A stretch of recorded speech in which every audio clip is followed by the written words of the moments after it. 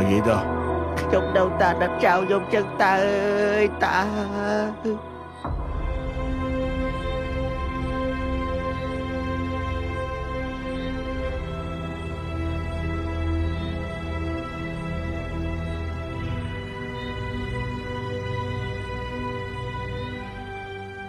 កាលនៅរស់ប្តីហាមមិនឲ្យតាណា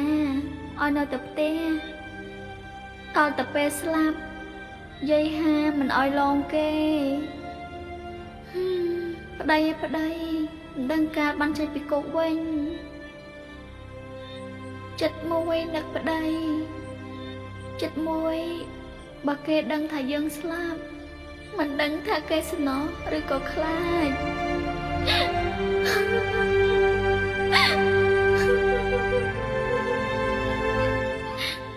ម៉ាលីអើយម៉ាលី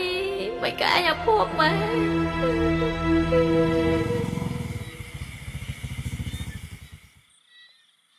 ណាគេមកហៅអីទៀតអីនិយាយឲ្យលងហង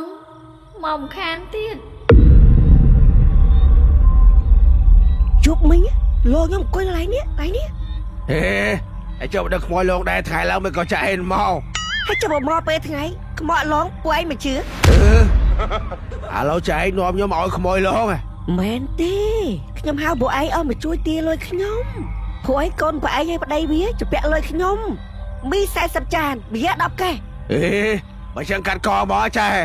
អាម៉េចពូនេះខ្ញុំហៅមកទាលុយមកកាត់កងអាម៉េចចាឯងមិនទាលុយដល់ខ្មោចលងទេតែកាត់កងខ្ញុំមកទៅហើយចុះពួកឯងនិយាយចឹងបានន័យថាម៉េចខ្ញុំថាតែកាត់កងនេះពួកឯងនិយាយស្រួលតិច10ថ្ងៃដែរអាប៊ីតោះតើណាឲ្យចាតោះកាត់កងខ្ញុំនិយាយលេងហ្នឹងនិយាយលេងអាម៉េចតោះ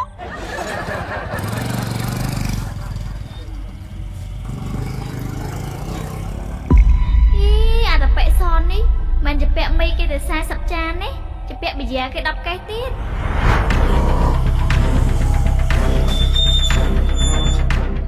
ចុះណាគេមកហៅអីទៀតអីបងតែចុះពួកអាស្កែមកនៅចាំតិចសិនបងពួកវាមកដល់ហើយហើយជាមួយជួបវាអាចលេងឈុតធំជាមួយវាឲ្យឯងដឹងថាMMOស្រួលរលុយប៉ុណ្ណាអាស្កែបងប